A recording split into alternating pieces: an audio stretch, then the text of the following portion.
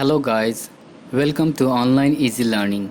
I am Rayhan Ahmed and I am going to tell you how to delete your Magento files from Softaculous apps installer of your cPanel.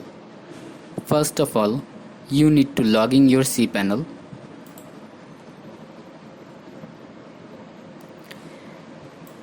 Then go to the Softaculous apps installer.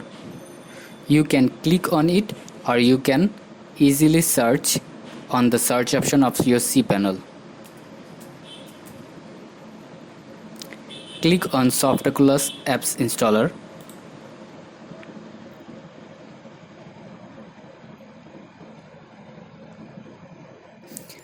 On your left side, you will find a search option.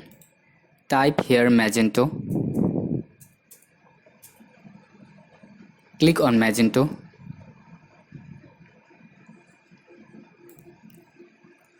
Here you will get the name of your domain and here you will click on the check mark and select remove.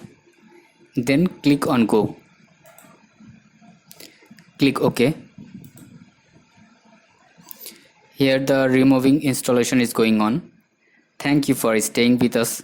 If you like our video, just subscribe and share. Thank you.